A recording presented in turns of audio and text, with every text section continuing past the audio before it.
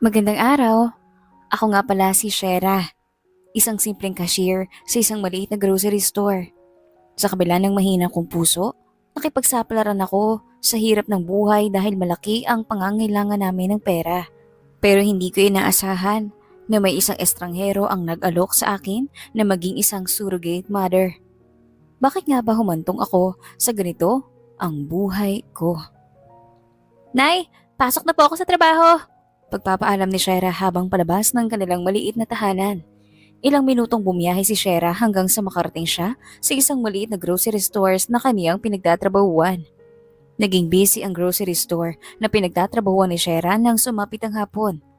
Maraming tao ang galing sa kani-kanilang trabaho ang dumiretso sa grocery store.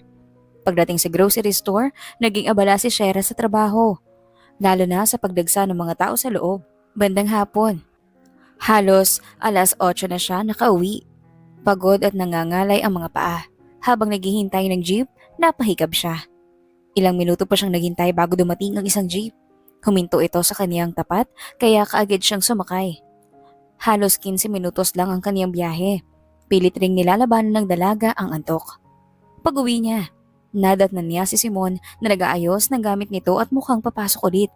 Alis ka na kuya? Bungad ni Shera habang hinuhubad ang sapatos. Oh, ikaw. Kumusta naman ang shift mo? Tanong ni Simon habang sinusuot ang kanyang uniforme. Pagod pero carry lang. Ikaw, nagpapahinga ka pa ba kuya? Parang palagi ka na lang pong puyat lately. Sagot ni Shera habang isinabit ang kanyang bag na nakausling pa ako sa pader. Ganito talaga night shift. Pero kaya ko naman.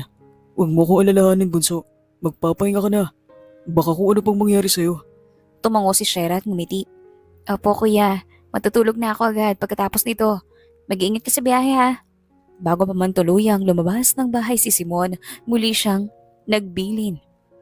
Huwag mong kakalimutan yung gamot mo, she.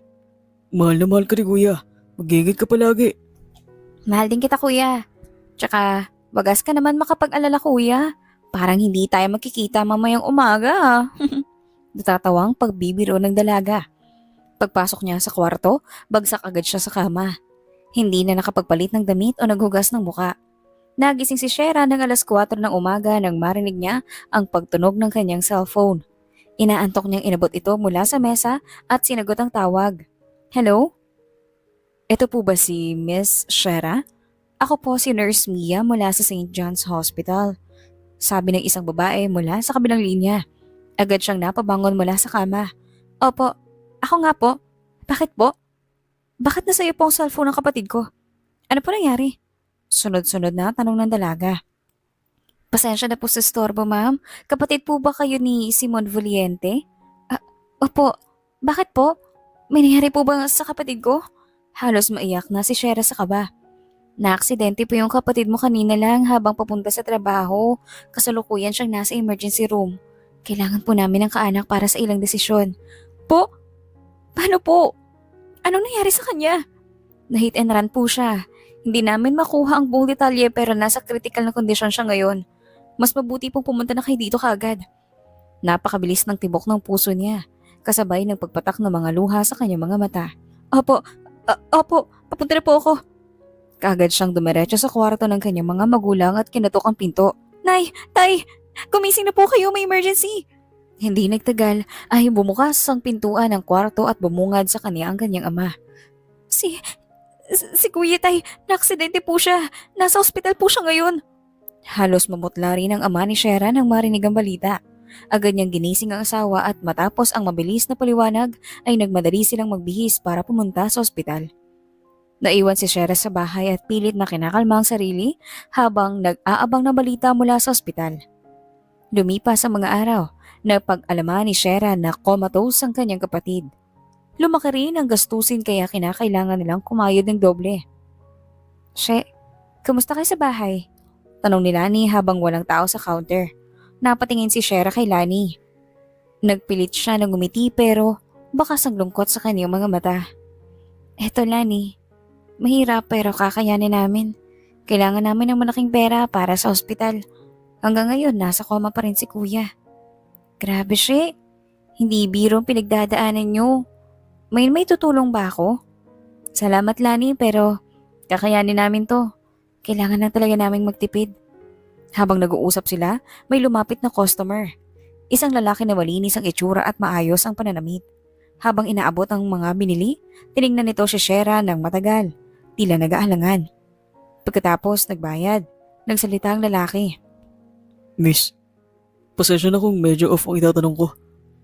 Pero narinig ko yung mga usapan niyo kanina. Mukhang nangangailangan kayo ng pera, tama ba?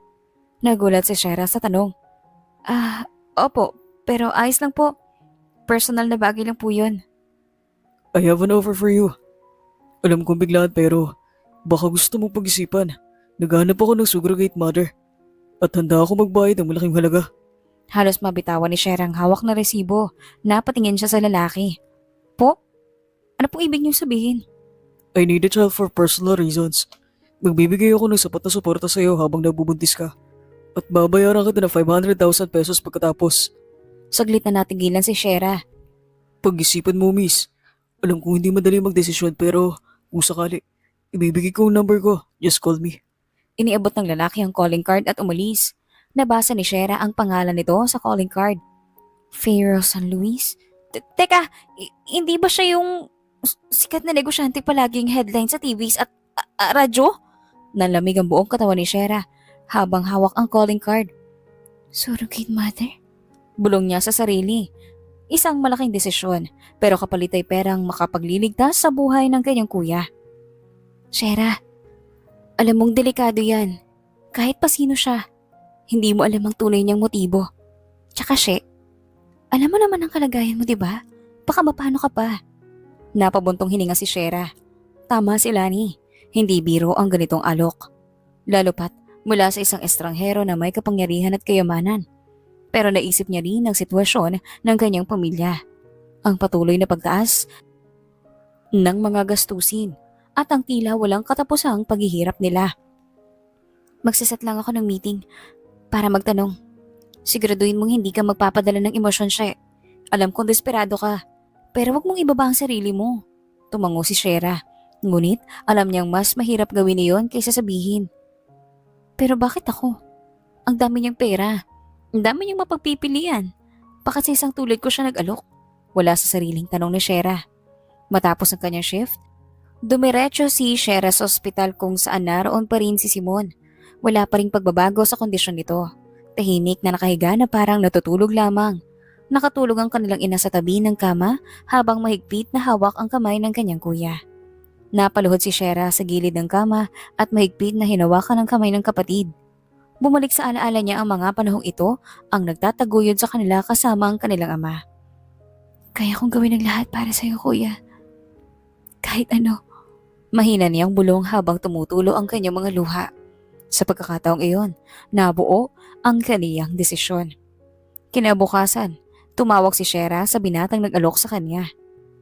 Nang madial niya ang numero, saglit siyang tumigil upang pag-isipan ng mabuti ang kanyang desisyon bago bumunot o humugot ng isang malalim na hininga at pinindot ang call button. Tumunog ang linya at ilang segundo lang ay sinagot ito ng isang pamilyar na boses. Hello, this is Pharaoh San Luis. Halos matuyo ang lalamunan ni Shera bago siya nakasagot. Mr. San Luis, ito po si Shera Voliente. Gusto ko po kayo makausap tungkol sa alok nyo. Sandaling natahimik si Pharaoh sa kabilang linya. Bago nagsalita, narinig ng dalaga ang bahagyang pagbabago ng tono nito. I see. Kailan mo gusto makipagkita? Malumanay na tanong ng binata. Ngayon sana kung maaari po. Very well. I'll send my driver to pick you up. Text me your address. Nagpasalamat ang dalaga bago pinutol ang tawag. Hawak ang telepono, napabuntong hininga si Shera dahil alam niyang magbabago ang kanyang buhay mula sa sandaling iyon. Dinala si Shera ng driver ni Pharaoh sa isang kanyang marangyang opisina sa sentro ng lungsod. Ramdam ni Shera ang matinding kaba at hindi niya alam kung ano ang magiging takbo ng usapan kung ano ang naghihintay sa kanya. Ngunit sa kanyang isipan, malinaw ang kanyang layunin at iyon ay ang makatulong sa kanyang pamilya. Lalo na sa kanyang kuya Simon. Kaya mo to, She. Biging malakas ka para kay kuya. Mariing bulong niya sa sarili. Pagpasok ni Shera sa opisina, sinalubong siya ni Fero na may formal na suot at seryosong ekspresyon. Miss Valiente, mabutit nakarating ka na. Ah, ah, g- good morning, good afternoon po. Nahihiyang bati ni Shera. Umupo si Fero sa swivel chair at inimwestra niya ang visitor's chair sabay sabing. Have a seat, Miss Valiente. Maliit na ngumiti si Shera bago sinunod ang sinabi ng binata. Salamat po. Kahit Shera or Shena lang po itawag niya sa akin. Hindi niya naman po kailangan maging formal. Mahina siyang napatawa. Tumikim ang binata at peking umubo. Is that so? Then you can call me Fero. Nagkangiting, tumango si Shera. Nga pala, gusto ko sanang pag-usapan yung hindi alam ng dalaga kung ano ang dapat sasabihin dahil turiro ang kanyang utak dahil sa hiya at nerbiyos. Gusto mong pag-usapan ng tungkol sa offer ko, hindi ba? Tanong ni Fero na ikinatango ni Shera. Agad na inilabas ng binata ang isang dokumento. Ito ang kontrata. Sabi ni Fero. Itinulak ang dokumento kay Shera. Nakasaad dito ang lahat ng mga kasunduan natin. Sa loob ng 5 buwan, magsasama tayo hanggang sa mabuntis ka. Kapag hindi nagtagumpay, nagkaroon ng isang aksidente. Dadahilan kung bakit malalaglag ang baby. Or in short, abortion. You'll receive 200,000 pesos bilang kabayaran sa oras mo. Ngunit kapag nabuntis ka at nanganak sa akin, mapupunta ang bata at babayaran kita ng 500,000 pesos. Mahabang saad ng binata. Dinasya ni Shera. Maigi ang kontrata. Sinisigurado na ang bawat detalye ay malinaw na nakasaad.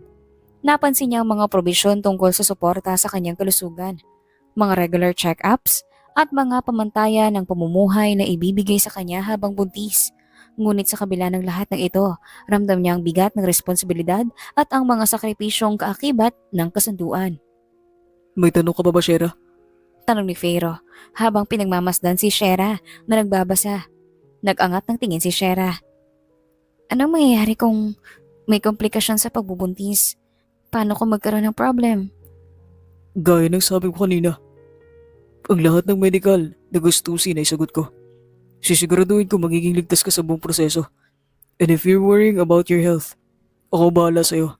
Sagot ko lahat ng check-up mo para masiguro na maayos ka, lalo na ang puso mo. Nagulat si Shera nang bangitin ni Fero ang tungkol sa sakit ng dalaga. Paano mo nalaman ang tungkol sa puso ko? Kagatlabing tanong ng dalaga. Napahawak sa batok si Fero at nag-iwas ng tingin bago sagutin ng dalaga. Well, I sort of dig into your information. I know that I should respect your privacy pero kung hindi ka komportable sa ginawa ko, pasensya na. Nakangiwing tumango si Shera. Wala na po akong magagawa, nangyari na eh. Saglit na pinag-isipan ni Shera ang lahat. Alam niyang ito ang maaaring solusyon sa kanilang problema. Ngunit alam din niyang magbabago ang kanyang buhay sa sandaling pumirma siya sa kontrata. Huminga siya ng malalim at isinantabi ang kaba tsaka kinuha ang ballpen. Pipirmahan ko ang kontrata. Mahina niyang sabi. Sigurado ka na ba sa desisyon mo? Hindi naman sa hindi ko gustong pirmahan mo agad yan pero it's better to think about it first. Hindi kita mamadaliin. I can wait. Mabilis na tumango si Shera, halatang porsigido sa kanyang desisyon. Opo, para sa kuya ko. I'm glad that you're still considerate pero kung kaya po ay baka paghihintay pa. Yung utang at bayarin namin hindi na. Call me desperate pero yun po talaga nangyari sa akin ngayon. Desperado na ako. Saglit na natigilan si Fero at kalaunan ay napangiti nang marinig ang desisyon ni Shera. Good. Don't worry. Dahil aalagaan kita. But first of all, gaya ng nakasaad sa kontrata, walang makakaalam na ang pagbubuntis mo ay dahil lang sa isang kasunduan. If possible, if someone asks, ang sabihin mo ay magkarelasyon tayo. And also, it would be better if you stay at my house. Kaya pag uwi mo mamaya, pack all your things at ako susundo sa'yo. Dahil sasamahan kita magpaalam sa mga magulang mo. Tumango si Shera. Sige. Fero smirked and leaned forward to Shera. Nagulat ang dalaga at hindi masyadong nasundan ang mga pangyayari. Isa lamang ang rumihistro sa kanyang utak at yun ay ang biglaang paghalik sa kanya ni Fero sa labi.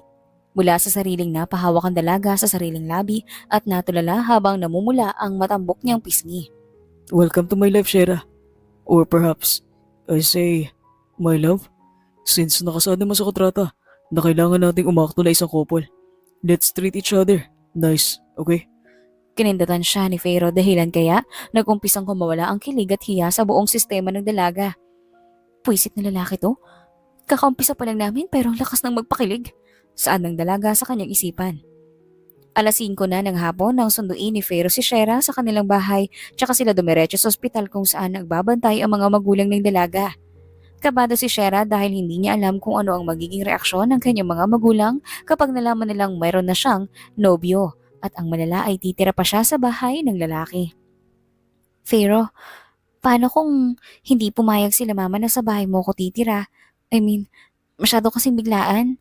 Ani ng dalaga tsaka kinagat ang sariling labi at pinaglaruan ng mga daliri upang libangin ang sarili at matanggal ang kabang kanyang nararamdaman. Kasalukuyang nagmamaneho ang binata ng kotse papuntang ospital. Saglit siyang tiningnan ni Fero bago binalik ang tingin sa kalsada. Napabuntong hininga ang binata tsaka hinawakan ang kamay ni Shera. Huwag ka magalala. Ako ang bahala. Just trust me, okay? Malumanay at malambing nitong sabi. Kinuha ng binata ang kamay ni Shera tsaka hinalikan ang likod ng palad nito. Teka! Namumulang saan ni Shera dahil sa bigla at hiya. Ngumisi si Fero sabay sabing, Why? This is normal thing to do. Since we are a couple, aren't we? kumindat pa ito dahilan kaya muling kumawala ang tibok ng puso ni Shera. Oo, pero hindi ako sanay. Pasensya na. Nahihiyang sambit ng dalaga. Masasanay ka din dahil sasanay kita. Malawak na ngumiti ang binata habang ang tingin ay nasa palad pa rin. Natulala si Shera at mukha ng binata. Hindi niya mapigilang humanga dahil sa angking kabugian nito. Shucks, ang gwapo talaga niya. Seryoso ba talaga ang tadhana? Ito? Itong lalaking to na ang magsasalin ng lahi niya sa akin? Grabe ang swerte ko naman. Saan ang dalaga sa kanyang isipan? Tapos ka na bang titigan ng mukha ko? Nakangising tanong ng binata, halatang binibiro ang dalaga. Ha? Biglang naaligaga si Shera nang dahil sa binata. Hindi niya alam kung ano ang sasabihin kaya sa huli ay marahas na lamang siyang napailing. Hindi no? Hindi kaya kita tititigan? Nagsa-sightseeing lang ako. Tama, oo. Sightseeing? Tama. Peke pang tumawa si Shera. Malakas na napatawa si Fero sabay sabing. Kumusta naman ang view? Gwapo no? Tumaas baba ang mga kilay ng binata, halatang nag-aasar. Napanguso si Shera. Hambog. Bulong niya. Handsome babe. I'm handsome. Pagtatama ng lalaki. Oo na lang. Pagsuko ni Shera. Ang buong akala ng dalaga ay hindi mapapapayag ni Fero ang mga magulang nito, lalo na ang kanilang ama. Ngunit laking gulat ni Shera nang mabilis na napapayag ni Fero ang kanyang nanay at tatay. Seryoso? Paano mo napapayag? Tila hindi pa rin nakamove on si Shera sa mabilisang pag-aproba ng kanyang mga magulang. Gwapo kasi boyfriend mo. Matalino't mayaman pa. Mahangin na sagot ni Fero. Sumimangot si Shera sa naging sagot ng binata. Oo na, gwapo mo. Huwag mo masyadong purihin ang sarili mo, baka lumaki ang ulo mo. Napapairap na ani Shera. Kahit hindi ko purihin ang sarili ko, malaki na talaga dati pa ang ulo ko. May halong pagmamayabang at pang-aasar na sa ni Fero. Bakit pakaramdam ko mayroong double meaning ang sinabi mo? Pinaliitan ng mata ni Shera si Fero na ikinatawa ng binata. Oh, it seems that my girlfriend is green-minded, ha? Gusto mo rin bang makita ang isa pang ulo? Pang-aasar muli ng binata. Manyakis! Tumawa si Fero. Ikaw manyakas, babe. Ikaw nagsabing double meaning but when in fact, ito yung ulo ko sa taas na tinutukoy ko. Ikaw ang may iniisip na iba dyan. Ramdam muli ni Shera ang pamumula ng kanyang mukha kaya tinakpan niya ito gamit ang dalawang palad. Fero nga! Kanina mo pa ako inaasar. Nahihiya at naiinis na aniya. Don't worry, baby. Makikita mo rin naman ito soon. Be patient, okay? Sumibol ang isang mapang-asar ng ngisi sa labi ni Fero. Tigilan mo na nga ako sa pang-aasar mo! Sigaw ng dalaga habang namumula mga pisngi. Malakas na tumawa si Fero bago ikinaliwa ang manibela ng sasakyan papasok sa kanyang mansyon. We're here, babe. Anunsyo niya. Sinilip ni Shera ang mansyon ng binata. Halos mapanganga siya sa lula nang makita niya ang malaki at malawak na bahay na pagmamayari ni Fero.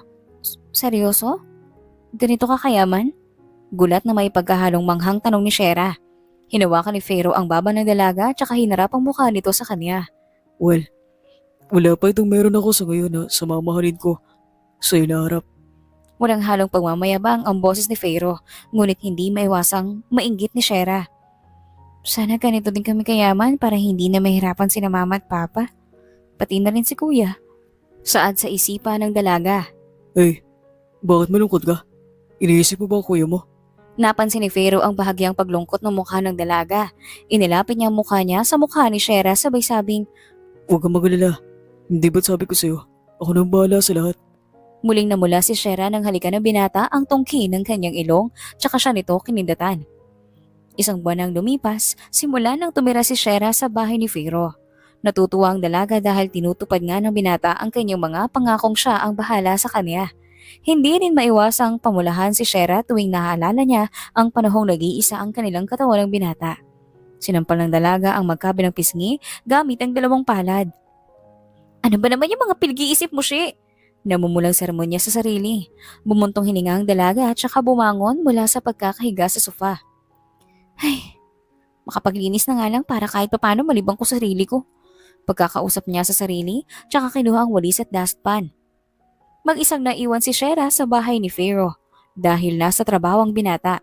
Samantalang ang mayordoma namang bahay ay nasa bakasyon at next week pang dating. Kasalukuyang nagwawali si Shera sa sala nang biglang tumunog ang doorbell ng bahay. Dali-daling nagtungo ang dalaga, umaasang si Pharaoh ang dumating.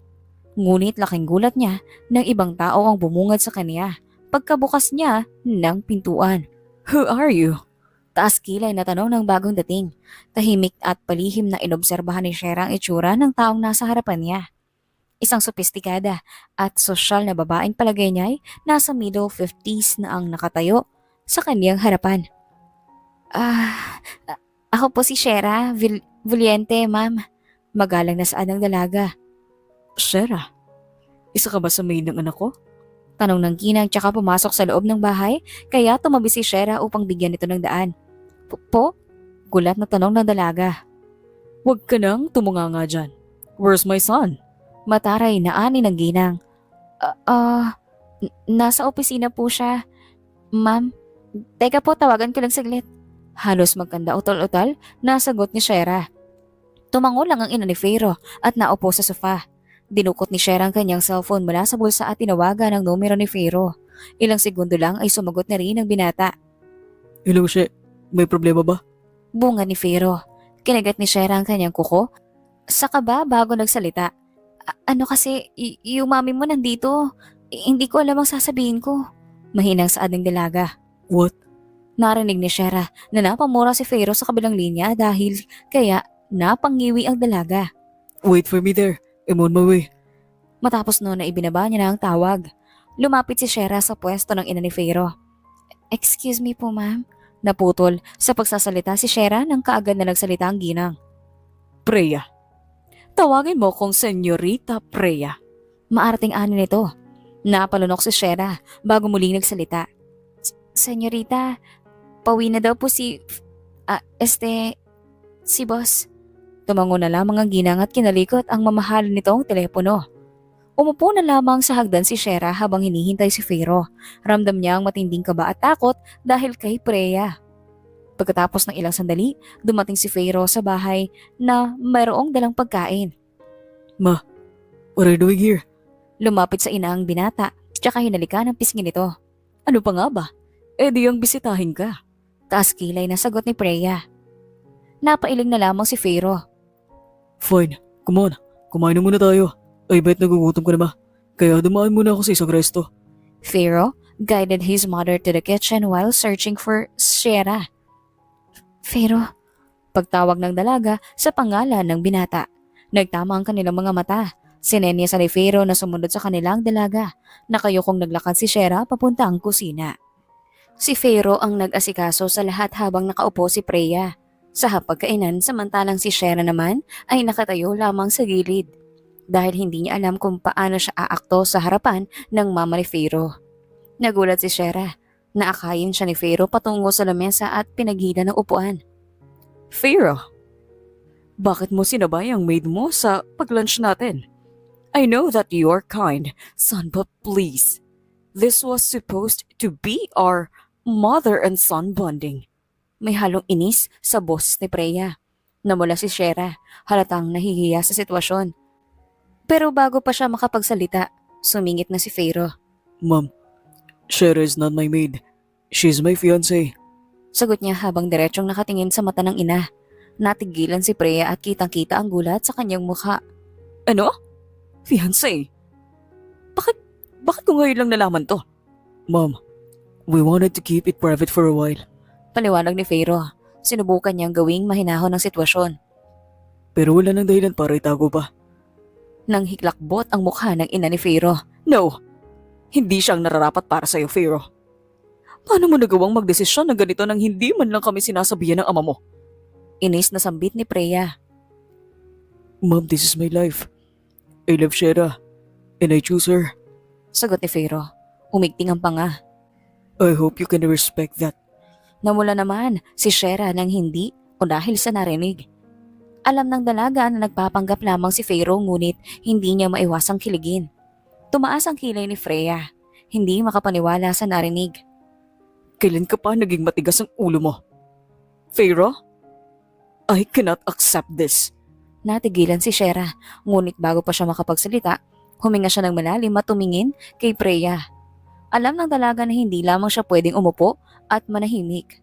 Kailangan niya ng tulungan si Feyro dahil parte ito ng kasunduan nila. Ma'am, mawalang galang na po pero hindi niyo naman po pwedeng ipilitin si Feyro na mahalin ang taong gusto niyo para sa kanya. Iisa lang po ang puso niya at hindi kayo ang kumokontrol nun. Wala naman po akong magagawa kung hindi niyo po ako gusto. Ayoko rin naman po ipagpilitan ng sarili ko sa pamilya niyo pero sana bigyan niyo po kami ni Feyro ng pagkakataon na patunayan ang pagmamahala namin. Naging tahimik ang kwarto. Si Freya ay tila nag-iisip ng susunod na sasabihin. Si Feyro ay nag-aantay ng reaksyon ng ina habang si Shera ay sinusubukang manatiling matatag. Lihim na pinagdarasal ni Shera na sana ay malampasan nila ito. Ngunit hindi inaasahan ng dalaga na biglaang nag-walk out ang ginang kaya bigla siyang nakaramdam ng matinding kaba. Feyro, what if mas lalong magalit sa akin ng mama mo? Nag-aalalang saan ni Shera. Bumuntong hininga si Feyro. Hayaan mo na si mama. Gano'n naman talaga yun. Tsaka malaki na ako. Alam kong ginagawa ko. Just trust me. Di ko hahayaan na masaktan ka na kahit na sino pa man. Nagulat si Shera nang bigla siyang yakapin ni Feyro at halikan sa tuktok ng kanyang ulo. Yumangka pabalik si Shera at pumikit. Naniniwala ako sa iyo, Feyro. Bulong ng dalaga. Lumipas ang ilang araw, mas lalong napalapit ang dalawa. Unti-unti rin nilang napapansin na napapamahal na sila sa isa't isa. Kung umakto sila, ay para na silang totoong mag-asawa. Papasok na ako, babe. Paalam ni Feyro kay Shera at saka hinalikan ang pisngi nito. Tumango si Shera. Ingat ka!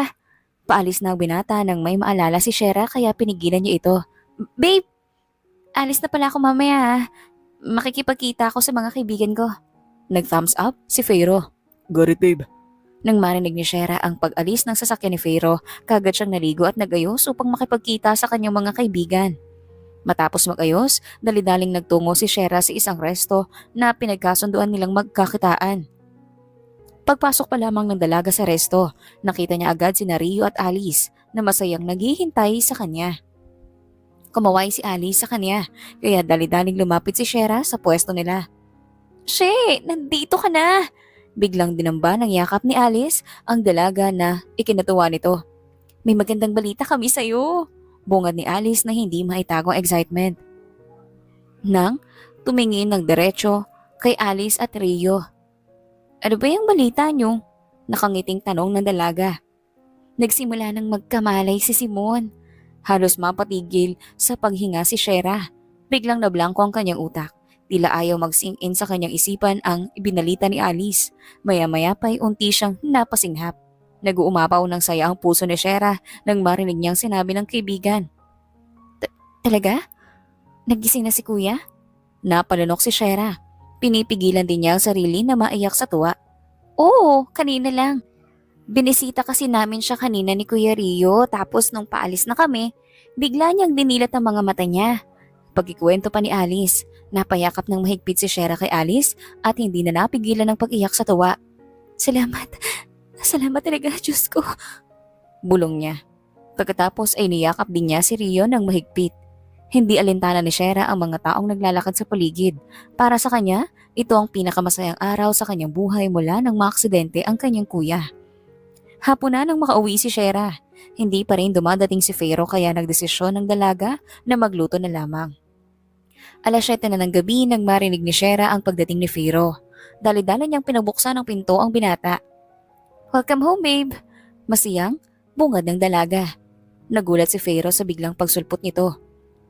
Babe, you scared me. Para tuloy akong aatakihin. Reklamo nito na ikinatawa ni Shera. Napailing na lang si Fero at hinalikan sa labi ang dalaga sabay bumulong. I'm home, babe. I miss you. Napangiti ng malawak si Shera. Likewise, tara, kain tayo. Alam kong pagod ka na. Saglit, natinitigan ni Fero ang dalaga. Tila inoobserbahan nito.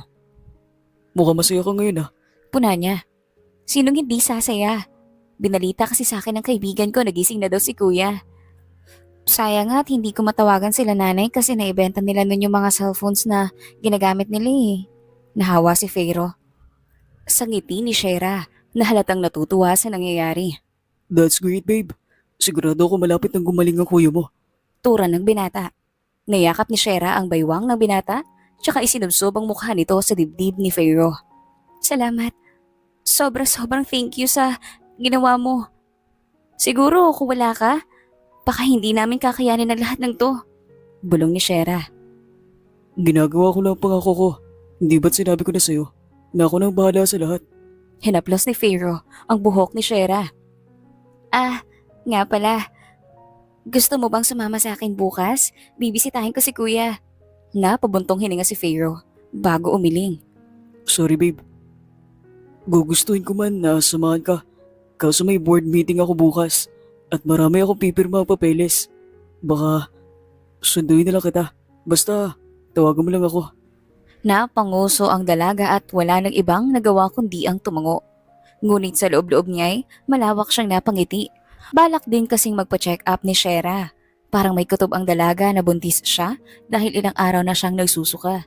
Nahihilo at naghahanap ng mga pagkaing hindi niya naman kinakain noon ngunit hindi pa siya sigurado kaya magpapacheck up siya bukas.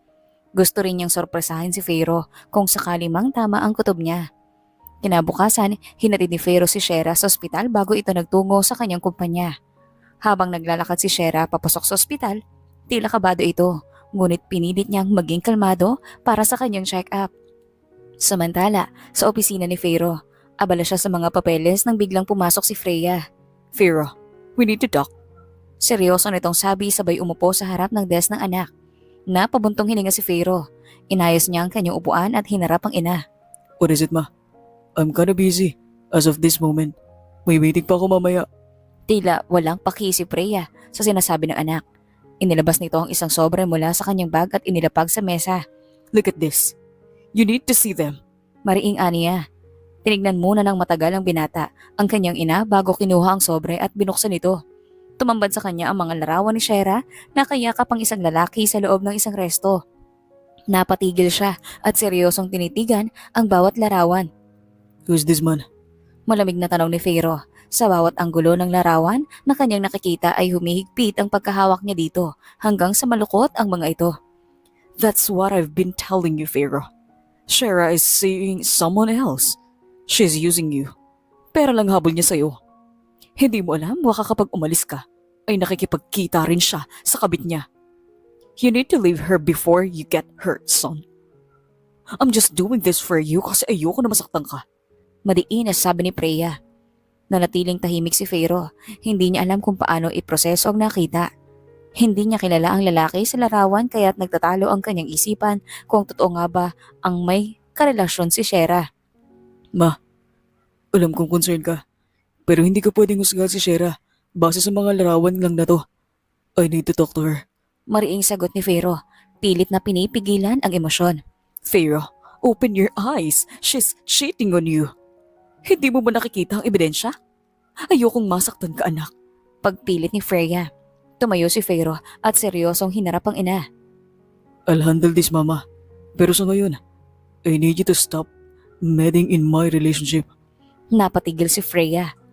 Tila nagulat sa sinabi ng anak. Bumuntong hininga siya at tumayo. Fine. Pero pag-iisipan mo yan, Fero.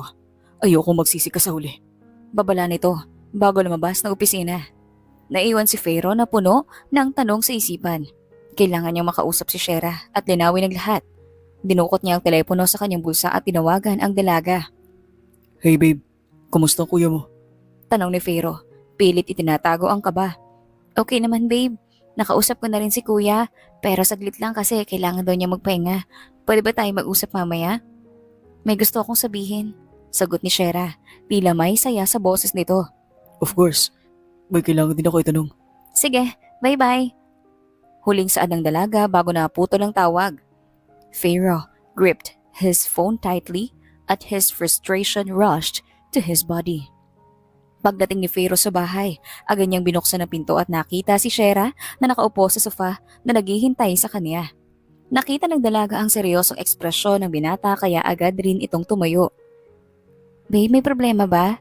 Nag-aalalang tanong ni Shera. Ngunit bago pa siya makalapit, inihagis ni Pharaoh ang mga larawan sa mesa na ikinabigla ng dalaga. Ano to, Shera? Sino tong lalaki kasama mo? Malamig at puno ng galit na tanong ni Pharaoh. Nagulat si Shera. Dinampot ang mga larawan at napansin ng mga ito ay kuha noong magkayakap sila ni Rio kahapon. Kaagad na naintindihan ng dalaga ang nangyayari kaya sinabi niya kaagad ang totoo. Pharaoh, si Rio to, kaibigan ko. Siya yung sinabi ko sa'yo kahapon na i-meet ko pero nakakapagtaka bakit wala dyan si Alice. Kasama ko si Rio, ang kapatid niya kahapon. Tsaka niyakap ko lang siya dahil gusto ko siyang pasalamatan. Paliwanag niya pero hindi siya pinakinggan ni Pharaoh. Kaibigan, ganyan ba ginagawa mo sa mga kaibigan mo? Yakap-yakap habang nasa resto? Tumataas na ang boses ni Pharaoh at hindi mapigilan ng selos at galit. Matagal nang inamin ni Pharaoh ang kamyang sarili na mahal niya si Shera ngunit hinihintay niya pa ang tamang panahon para sabihin yon sa dalaga.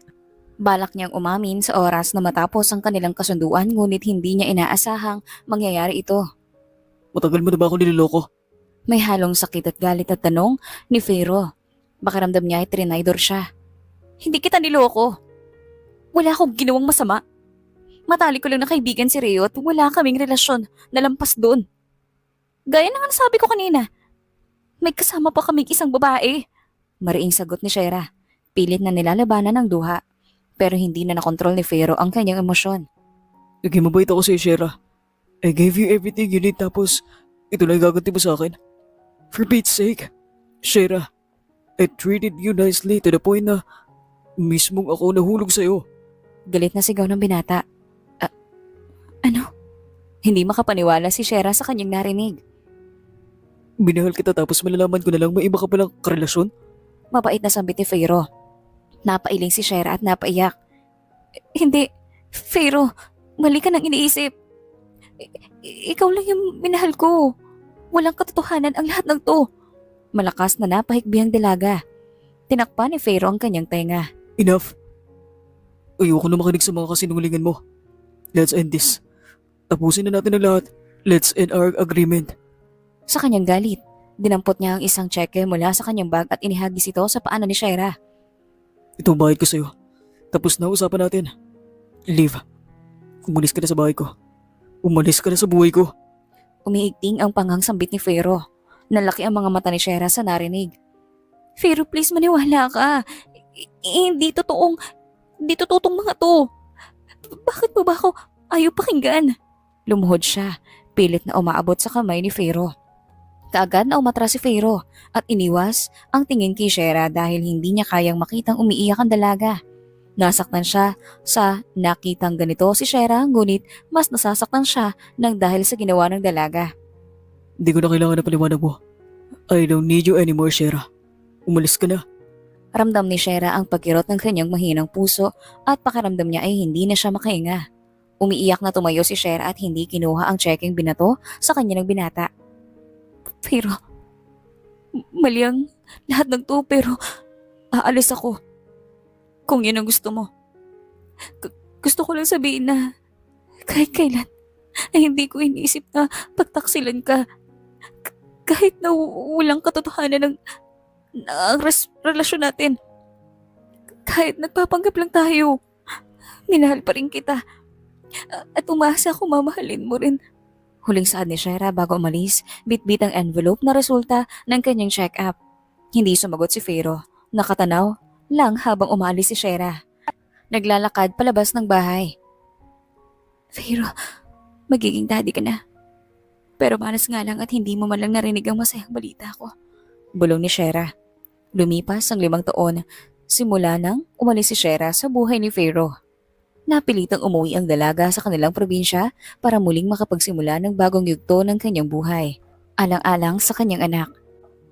Hindi na rin nila problema ang pera para sa medikasyon ng kanyang Kuya Simon dahil nanalo ang kanyang ama sa loto. Sapat na ang pinanalo nitong pera para sa pambayad sa ospital. Nang makita ng mga magulang ni Shera na umiiyak ang dalaga, tinanong nila kung anong nangyayari. Dala ng sakit at lungkot, kinuwento ni Shera ang lahat-lahat sa kanyang mga magulang. Mula sa pagkasunduan nila hanggang sa pagpapalayas sa kanya. Buong akala ni Shera ay hindi niya kakayanin ang lahat ngunit sa kabila ng hirap, pinili niyang buhayin ang kanyang mga anak. Ang kambal na sila, Phoenix at Sarah San Luis. 5 taon na rin ang lumipas simula nang itutok ni Fero ang kanyang buong atensyon sa kanyang trabaho. Hanggang ngayon ay hindi pa rin siya nakakapag-move on kay Shera. At aminin man niya o hindi, mahal pa rin niya ang dalaga. Ngunit hindi niya na ito mapapatawad sa ginawang pagtataksil ng dalaga. Ano balita sa lupa, David? Napalis niyo na ba yung mga nakatira doon? Tanong ni Fero sa kanyang empleyado. Yun nga po yung problema, sir. Matigas pa yung nakatira doon. Ayaw umalis. Kamot-ulong sagot ni David. Bumuntong hininga si Fero at minasahe ang kanyang sentido. Fine. Ako ang kakausap. Papunta ako sa Ilocos Sur bukas. Sa kabilang banda, naging masaya at payapa ang buhay ni Shera kasama ang kanyang mga anak sa probinsya. Naiwan ang kanyang mga magulang at kapatid sa Maynila upang magtrabaho. Mama, andun yun ni Tuya. Inihawakan niya po yung lupa tapos pupunat niya sa akin. Bulol na sumbong ni Shera. Di kaya Pagkakaila ni Phoenix, kaya itinago ang madumi nitong kamay sa likuran. Sa dalawang magkapatid, mas fluent magsalita si Phoenix kaysa kay Shera na bubulol-bulol pa. Mas matalino rin si Phoenix sa dalawa ngunit mas lamang naman ang sa pagiging responsible at mabuting ugali si Shera kumpara sa kuya nito. Tumaas ang kilay ni Shera at humalukip-kip. Phoenix, wag sinungaling. Nakikita ko na madumi ang kamay mo. Magugas ka doon. Wag mo nga laging inaasar yung kapatid mo kapag kayo nagkapigunan. At may masaktan sa inyo, mapapalo ko talaga kayo. Banta niya sa kanyang mga anak. Ngumuso naman si Phoenix at sumunod sa utos ng ina. Opo mama, sorry po. Nanatiling napailing na lamang si Shera at ginulo ang buhok ng anak. Kamukha mo na ngayong papa mo, kaugali mo pa. Komento ng dalaga. Talaga mama? Pareho kami ni Papa? Yes. Tila ginanahan si Phoenix nang banggitin ni Shera ang kanyang ama. Simula nang magkaisip ang mga bata, palaging kinikwento ni Shera sa kanila kung anong klaseng tao si Fero, ngunit hindi niya sinasabi ang kasunduan sa pagitan nila at ang paghihiwalay ng dalawa. Mama, kailan po ba tayo dadalawin ni Papa? Ang tagal naman po niya mag-work. Napangiwi si Shera nang marinig ang tanong ng anak. Hindi ko pa sigurado eh. Hindi ba't sinabi ko naman na sa inyo na maraming work si Papa? Pagpasensyahan niyo na muna siya. Kagad na lumungkot ang itsura ni Shera. Pero baka malay niyo, bukas may surprise si Papa, dalawin kayo, di ba? Kaya wag niyo na muna isipin yon. Maglaro muna kayo ng mga laruan na binibigyan nila Tita Elena niyo. Bukas pupunta rin sila Tito Rio at Tita Alice niyo dito. Pagbawi ni Shera para matanggal ang lungkot sa mukha ng anak. Nanlaki ang mata ni Shera dahil sa excitement. Yay! Sigaw nito. Yes, makikita ko na si Papa bukas. Sigaw rin ni Phoenix na nasa kusina nang marinig ang sinabi ni Shera. Lihim na napangiwi si Shera dahil sa sinabi niyang kasinungalingan. Alam niya sa sarili niya na kahit kailan ay hindi siya dadalawin o sila dadalawin ni Fero. Ngunit ang hindi niya inaasahan ay ang biglang pagbabago ng tadhana. Hindi inaakala ni Shera na ang pagsisinungaling niya sa kambal ay biglang magiging totoo. Hindi niya inaasahan na sa pagsapit ng kinabukasan ay ang mukha ng lalaking mahal niya ang bubungad sa kanya. Fero, hindi makapaniwalang usal ni Shera. Maski ang binata ay nagulat din sa biglang pagsulpot nito. Shera, Anong ginagawa mo dito? Tanong ni Fero. Kumunot ang noo ni Shera. Ikaw ang gusto kong tanungin yan. Ano ang ginagawa mo dito? Dito ako nakatira. Sagot ng dalaga. Sinapat ni Fero ang dalaga mula ulo hanggang paa. Tila naninigurado na si Shera nga ang kaharap niya. Maya-maya pa'y bigla niyang nayakap si Shera na ikinagulat ng dalaga. Hoy! Ano ba yung ginagawa mo? Lumayo ka nga! Malakas na tinulak ni Shera ang katawan nito dahilan ng pagbitaw sa yakap ni Fero. Ano ba nangyari sa'yo? Nababaliw ka na ba? Why are you acting like you missed me when in fact, ikaw nagpali sa akin? Inis na tanong ng dalaga. Tanging pagbanggit lang ng pangalan ng dalaga ang nagawa ni Fero dahil maski siya ay hindi niya maintindihan ang kanyang sarili. Galit siya. Galit na galit siya sa dalaga pero kung umasta ang katawan niya ay parang biglang naglaho ang lahat ng galit at sakit na nararamdaman niya. Mas lumalamang pa rin ang pagmamahal niya rito. Ano bang pakay mo at nandito ka, Fero? Tanong ni Shera habang pilit na pinapakalma ang tibok ng kanyang puso. Hindi niya maintindihan kung bakit. Sa kabila ng sakit ng nakaraan ay tila naninibago siya sa presensya ng binata. Huminga ng malalim si Fero bago sumagot. I bought this land. Isa tong property na nabili ko para sa expansion ng kumpanya. Some of my men informed me na may mga ayaw daw umalis sa area na to. At hindi ko inakala na ikaw yun. Diretsyong sagot ng binata. Napanganga si Shera. So kayo nga yung makukulit na taong gustong magpaalis sa amin dito. Pero matagal na kaming nagmamay-ari ng lupang to. Kaya hindi nyo lang kami basta-bastang mapapatalsik dito. Kahit presidente pa nang iharap nyo sa amin, hindi kami aalis. Puno ng galit ang tinig ng dalaga. I'm not here to argue, Shera. I just didn't expect to see you here. Malumanay ang sagot ni Fero. Stop reasoning out! Ano? Hindi ka pa nakontento na palayasin at saktan ako noon? Kaya ba hinanap mo ko para pahirapan ulit ako? Oo na! Buisit! Panalo ka na! Ikaw palagi ang panalo dahil walang panahon na hindi ako naghirap. Samantalang ikaw, nagpapasarap at nagpapayaman. Tapos ako na palaging nahihirapan sa Napatigil sa pagsasalita ang dalaga nang mapagtanto niyang malapit niya nang ibulgar ang tungkol sa anak nila. Hinilot ni Fero ang kanyang sentido. For Pete's sake, Shera, listen to me. Gaya ng sabi ko kanina, hindi ko ina-expect ang mga pangyayari ngayon. Tila nauubusan na ng pasensya si Fero. Bahagyang kumirot ang puso ng dalaga nang makaramdam siya ng bahagyang pagiging emosyonal ngunit nilabanan niya yon. Dinuro niya si Fero sabay sabing, No! Ikaw ang makinig sa akin. Umalis ka na dito dahil wala kang mapapala sa akin. Besides, ayaw mo naman na akong makita, di ba? So better leave this place, Fero. Tahimik na nananalangin si Shera na sana hindi pa dumating ang mga bata dahil sa una pa lang ay wala siyang balak na ipakilala ito sa kanilang ama. Mama, nandito na po kami. Sigaw ni Phoenix mula sa labas. Mama, gusto ni Tera ng pancake. Biglang namutla si Shera at pinagpawisan ng malamig nang makita niya sa di kalayuan ng mga anak. Tumakbo ang kambal palapit sa kanilang ina, ngunit nang makita ang estranghero, natigilan si Phoenix. Mama, sino siya? Tanong ni Phoenix habang hawak ang kamay ng kanyang kapatid. Agad napansin ni Fero ang malaking pagkakahawig ng mga bata sa kanya na hindi may kakaila. Lalo na kay Phoenix, para itong Xerox copy niya noong bata pa siya. Lumuhod si Fero at tiningnan ang kambal ng mabuti. Shera, tama ba itong naisip ko? Are they mine? Tanong niya gamit ang nanginginig na boses. Agad umiling si Shera. Hindi, Fero. Anak ko lang sila at wala silang kinalaman sa'yo. Nanginginig ang boses ng dalaga at pilit na tinatakpan ang katotohanan. Hindi nakontento si Fero. Tumayo siya at tiningnan si Shera ng diretso. Isang na sinasabi na nakikita ko, Shera. Hindi ako tanga. They look exactly like me. Especially that boy. Hindi nakasagot si Shera kaya mas lalong nawawala ng pasensya si Fero. Answer me. Sigaw nito. Shera held her chest when her heart started aching once again. Hoy, Manong. Huwag mo nang sigawan ng mama ko. Akong kalabani matuwag. Suntukan tayo. Lalaki sa lalaki. Matapang na hamon ni Phoenix, saka pumuwesto sa harapan ng kanyang ina at pumorma na makikipagsuntukan.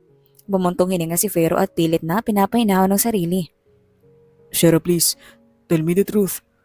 Anak ko ba sila? Natigilan si Shera. Ang kanyang labi at kamay ay nanginginig habang hawak ang kamay ni Shera. Wala kang karapatan na itanong yan sa akin, Fero.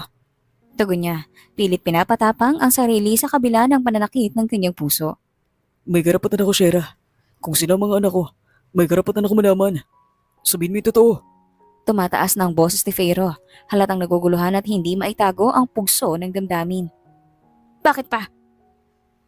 Napaluha na si Shera. Ang kambal naman ay yumakap sa kanilang ina. Bakit pa ha? Fero, bakit ngayon pa? Napayapa na yung buhay ko. Bakit kung kailan nagiging maayos na ang buhay ko?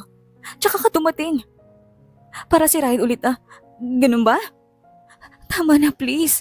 Lubayan mo na ako. Lubayan mo na kami mga anak mo.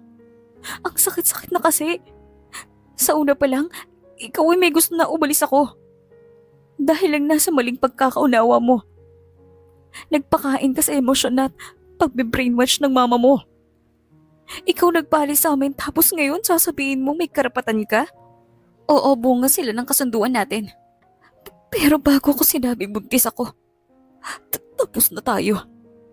Natahimik si Fero ngunit baka sa mga mata nito na anumang oras ay mapapaluhan na rin siya. Ramdam niya ang sakit, konsensya at lungkot. Nakaramdam siya ng matinding pagsisisi nang dahil sa mga ginawa niya. Shera, patawarin mo ako. I'm sorry.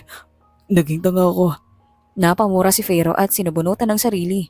Ang mga kambal naman ay napaiyak na rin. Buisit, napakataka ko. Napapikit si Shera, pilit na pinipigilan ng paghagulgol. Ngunit bago pa niya masabi ang anumang bagay, bigla siyang nakaramdam ng masakit sa nakirot sa kanyang dibdib. Mahigpit niyang hinawakan ang kanyang puso habang ang kanyang tuhod ay biglang bumigay. Mama! Sabay na sigaw ng kambal. Nataranta si Fero at agad na inalalayan si Shera bago pa ito bumagsak sa sahig. Shera, ano nangyayari sa'yo? Kinakabahang tanong ni Fero habang yakap-yakap ang dalaga. Dahan-dahang ipinikit ni Shera ang kanyang mga mata.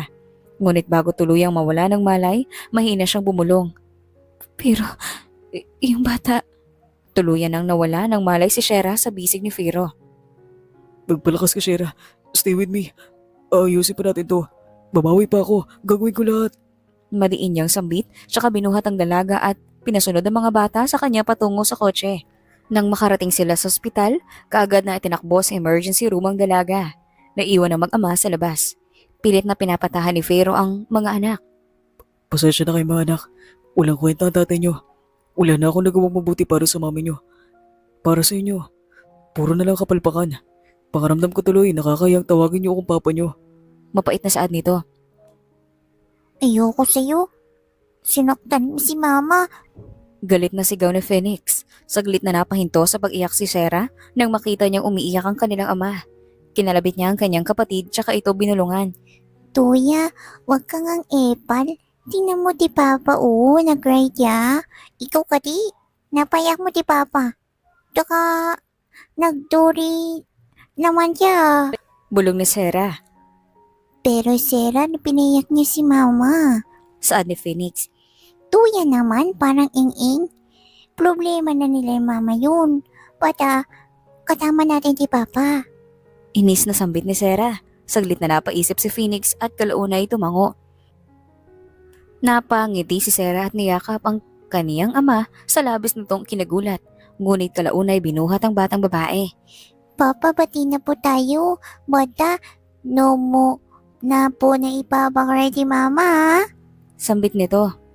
Papa, pakarga din po. Para batin na rin tayo.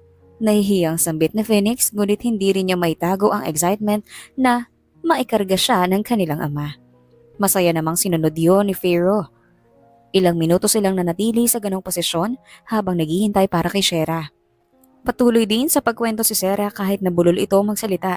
Medyo nahirapan din si Fero na intindihin ang mga sinasabi ng anak ngunit tinutulungan siya ni Phoenix sa pamamagitan ng pagta-translate. Shera? Phoenix? Isang pamilyar na boses ang tumawag sa atensyon ng kambal. Tito Rio, Tita Alit. Masayang sigaw ni Shera. Nagpababa ng kambal mula sa pagkakarga at tumakbo sa direksyon ng bagong dating. Niyakap ni Alice ang dalawang bata samantalang si Rio ay mabilis na lumapit sa direksyon ni Fero. Tsaka ito sinapak sa mukha dahilan kaya nawala ng balanse ang katawan nito at natumba. Pinukol ng masamang tingin ni Rio ang nakahigang si Fero. Ikaw, anong ginagawa mo dito? Bakit bumalik ka pa? Nang dahil sa'yo na hospital na naman si Sarah. Tumayo si Fero habang nakahawak sa panga. Hindi ko sinasadya ang lahat. Talaga lang ah. Hindi ba sapat yung sakit na dinulot mo sa kaibigan namin kaya bumalik ka pa ulit? Paniguradong alam mo na rin na may anak kang kambal. Anong balak mo? Kukunin mo sila kay Shera? Ganun ba? Huli na para magsisi ka pre. Sinira mo na ang sarili mong pamilya dahil sa kakitida ng utak mo. Kuya, tama na. Huwag kang gumawa ng eskandalo dito. Nahihiyang saad ni Alice. No. This man should know the truth, Alice. Kahit kailan hindi nagtaksal si Shera sa'yo. Sa totoo nga lang, wala kang karapatang magselos kasi purong kasunduan lang naman ang namamagitan sa inyo noon, di ba? Shera has the freedom na makipagrelasyon sa iba. Dahil surrogate mother mo lang siya. Pero hindi niya ginawa kasi nire-respeto ka niya at mahal ka niya. Dagdag pa ni Rio. Kinayom ang kamay ni Fero at yumuko. Alam ko naman. Alam ko lahat ng katangahang ginawa ko. Alam ko na yung huri na para magsisi sa lahat. Nabulag ako sa sarili kong emosyon at nagpauto ko sa mama ko. Pero gusto kong bumawi. Gusto ko ayusin ang lahat. Gusto kong bumawi sa mga anak ko. Kay Shera. Sa pamilya ko. I'll do everything whatever it takes. Puno ng determinasyong saad nito. Bumuntong hininga si Rio. Dapat lang. Magpakalalaki ka. Fix your own mess. Bumawi ka. Pero once nasaktan mo ulit ang kaibigan namin, gigilitan kita na leeg. Hindi ako nagbibiro, Fero. San Luis. Huling banta nito bago naglakad pa Alice. Naghari ang katahimikan sa kanila ngunit kaagad itong binasag ni Alice. Pagpasensya mo na yung kuya ko, Kuya Fero. Masyado lang kasing nagalala yun kay Shera, gaya ko. Para na kasi namin kapatid si She. Kaya hindi maiwasan na masaktan at magalit kami. Sorry ulit. Ikaw muna ang bahala sa mga bata. Susundan ko lang si kuya ko. Baka magkalat yun sa kung saan. Nakangiwing sambit ng dalaga. Salamat, miss. Ngumiti lang ang dalaga tsaka nagpaalam sa kambal bago umalis. Ilang sandali pang lumipas bago lumabas ang doktor mula sa emergency room. Pinaupo muna ni Fero ang mga bata sa waiting area bago nilapitan ng doktor. How is she, Doc? Kagad na tanong niya. The patient's stable for now, sir, pero hindi ko masisiguro kung hanggang kailan. Masyado nang mahina ang puso ng pasyente, kaya pasensya. Kaya kailangan niyang magpa-heart transplant. So I suggest na humanap na kagad ng donor na compatible para sa pasyente. I also suggest na mas maiging sa Maynila mo siya ipa-opera dahil mas advanced at mas marami silang gamit doon dahil limitado lang dito lalo na't probinsya lamang. Ililipat na rin siya ng kwarto ngayon kaya pakinhintay na lang. Yun lang ang masasabi ko. Excuse me. Mahabang saan ng doktor bago umalis. Tulalang bumalik si Fero sa tabi ng mga anak. Pilit niyang pinoproseso ang mga sinabi ng doktor. Mariin niyang pinikitang kanyang mga mata at sinubunutan ng sarili. Papa, kamusta po di mama? Tanong ni Shera. Nilingon niya ang anak na inosenteng nakatingin sa kanya. Stable na mama niyo ngayon pero kailangan daw maoperahan, sabi ng doktor. Dahil mahina na ang puso ng mama niyo. Ani Fero. Sus, wala yan. Malakas si mama. Sisiw lang sa kanya yan. Masiglang saad ni Phoenix na nagbigay buhay kay Fero. Tama. Kaya to ni Sarah. Nakangiting sambit niya. Tinawagan ni Fero ang kanyang mga tauhan at kaibigan upang humingi ng tulong na makahanap ng heart donor para kay Shera. Kinabukasan, kagad na sinabi ni Fero sa dalaga ang lahat ng sinabi sa kanya ng doktor kahapon. Natatakot ako magpa-opera. Hindi ko alam kung kaya ko. Mahinang sambit ni Shera. Hinawakan ni Fero ang kamay nito at hinalikan ang likod ng palad. Magtiwala ka lang, Shera. You can do it. Ako na bahala sa lahat. And all you need to do is to fight. Lumaban ka para sa mga kambal. Para sa sarili mo. Make sure to come back to us dahil simula pa lang ngayon ay babawi na ako sa inyo. Namula si Shera nang dahil sa ginawa ng binata. Binawi nito ang kanyang kamay tsaka nag-iwas ng tingin. Sira ulo ka talaga. Nauutal niya. Lumipas ang ilang linggo at nakahanap na rin sa wakas ng heart donor si Fero. Gaya nga ng sabi ng binata, babawi siya sa kanyang mag-iina. Hindi niya pinapalampas ang araw o isang araw na hindi inaasikaso ang mag-iina. Palagi rin niyang binibigay ang mga gusto ng kambal kaya palagi siya nitong nilalambing. Sa paglipas rin ng araw, mas nagiging malapit ulit sila Fero at Shera hanggang sa unti-unting napagtanto ng dalaga na napapatawad niya na si Fero at mahal pa rin niya ito. Sa loob ng maikling panahon at mas nanaig pa rin ang pagmamahal kaysa sa sakit ng nakaraan. Nang makahanap na sila ng heart donor kay Shera, kaagad silang bumiyahe pa Maynila at naganda sa operasyon. Dinalaw nila ang pamilya ni Shera at humingi si Fero ng tawad sa kanila. Wala namang ibang nagawa ang mga magulang ni Shera dahil makikita sa dalawa na mahal pa nila ang isa't isa at alam na nila ang tama at mali dahil matatanda na sila. Buong akala ni Fero ay patuloy na magiging tahimik ang kanyang buhay ngunit isang araw ay tumawag ang kanyang ina na si Freya. What the heck are you thinking, Fero? Bakit binalikan mo ang babaeng yan? Bungad ng kanyang ina pagkasagot nito ng tawag. Kasalukuyang nasa opisina ang binata nang tumawag si Freya. Pwede ba ma? Huwag mo na kaming guluhin ang pamilya ko. Mahinahong ani Fero. No! Hindi ako papayag sa isang bululoko at gold digger ang mapapang-asawa mo, Fero. Sigaw na Freya mula sa kabilang linya. Malakas na napamura si Fero. Stop it. Just stop it. Tama na. Huwag mo nang guluhin ang meron ako ngayon, ma. Hindi pa ba sapat yung masaya na at kontento ako? Yes, Shera isn't rich and powerful pero mahal ko siya. Can you just accept the fact that I love Shera? Hindi siya maloloko, gold digger o kung ano pa man. You're just brainwashing me. Stop controlling my life. I'm not a child anymore. Hindi na napigilan ni Fero ang galit. Fine. Be with that girl. Yun ang gusto mo, hindi ba? Sige. Go. Marry her.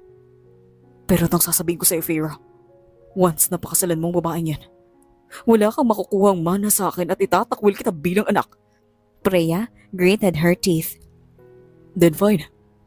Itakwil mo ko. Wala na akong paka sa kayamanan mo. I already got my inheritance from Lola and Lola. The day Shera left. Sa'yo na yan, ma. I had it. With your selfish attitude. Matapos yon ay pinatay na niya ang tawag. Matapos ang pangyayari ngayon, hindi na siya kailanman ginulo ulit ng kanyang ina.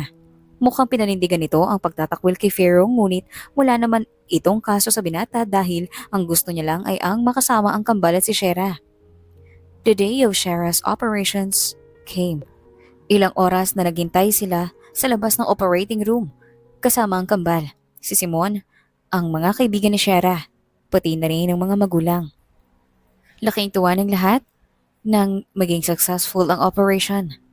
Napaiyak rin sa tuwa si Fero nang i-anunsyo ng doktor na ligtas na ang dalaga kaya't inulan siya ng tukso ng mga kaibigan ni Shera. Nakisabay rin sa pang-aasarang pamilya ni Shera pati na rin ang kambal. For the first time in Fero's life, he experienced genuine happiness, kindness, and contentment. Hoy, ano nangyari sa'yo? Tulala ka naman dyan. Pumitik sa harapan ni Fero si Shera. Nabalik sa ulirat si Fero tsaka tinitigan ng dalaga at niyakap. I'm just worried about you. Siniksik nito ang kanyang mukha sa leeg ng dalaga. Natawa si Shera at mahinang hinampas ang balikat nito. Sira ka talaga. 5 taon nang lumipas nang maopera ako, babe. Humiwalay si Fero sa dalaga at bumasangot ang muka. Masisisi mo ba ako? It was the scariest thing that happened in my life. Hindi ko naman may iwasang mag-alala para sa'yo. Patuloy sa pagtawa si Shera na mas lalong ikinasimangot ni Fero. Abnormal ka talaga. Okay na nga ako. Umayos na upo ang dalaga at saka hinawakan ang 2 kamay ni Fero. Alam mo, para mawala yung pag-aalala mo, tara, magpakasal na lang tayo. Naniga si Fero sa kanyang kinauupuan nang marinig ang sinabi ni Shera. Babe, are you serious? Paninigurado nito. Nakangiti namang tumango ang dalaga. Teka, hindi pa ako nakabili ng wedding ring. Hindi pa nga ako nakakapag-propose sa'yo. Nakaramdam ng matinding pressure si Fero. Don't worry, ako nang bahala. Shera winked at him. May dinukot na isang maliit na karton ng singsing si Shera sa kanyang bulsa saka ito binuksan sabay sabing, Babe, can I change my surname with yours? Natulala si Fero at pakiramdam niya ay hindi na siya makahinga. Hindi niya inaasahan na magpo-propose sa kanyang dalaga. Ang plano pa naman niya ay next month mag-propose. Oo naman. Sino ba naman ako para humindi? Sagot ni Fero nang makabawi sa gulat. Ngumiti si Shera, tsaka isinuot ang singsing sa daliri ng binata. Tinitigan ito ni Pharaoh ng may pagkahalong saya at mangha. Tumaas ang kilay ni Pharaoh nang tumayo si Shera at hinila siya. "Why?" tanong niya. "What are you waiting for? Hindi ba't sinabi ko magpapakasal na tayo?" Agad-agad. Pero hindi pa tayo nakapagplano. Kunot noong saan ni Pharaoh. "Tapos na babe, nasikaso ko ng lahat." Ilang beses na pakurap si Pharaoh. Hindi niya alam kung nagbibiro lamang ang dalaga o hindi. Babe, teka. Hindi ba natin kailangan magpalit? Tanong ni Pharaoh. "Nope. I'm wearing a white dress already at white na yung coat mo.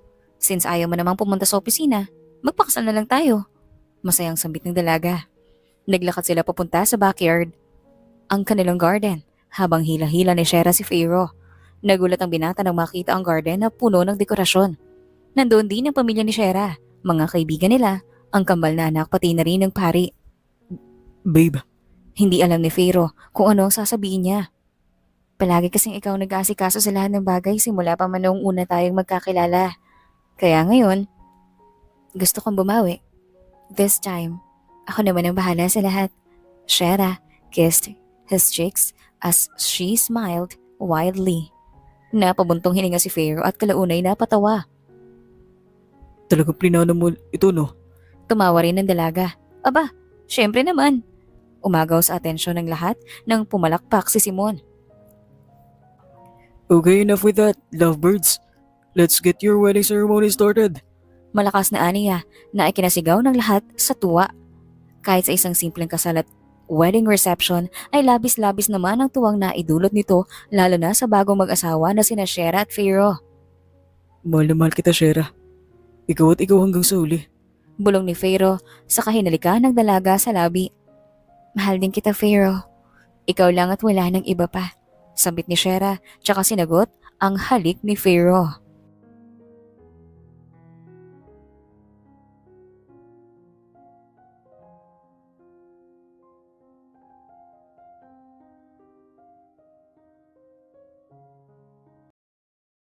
Magandang araw. Ako nga pala si Shera, isang simpleng cashier sa isang maliit na grocery store.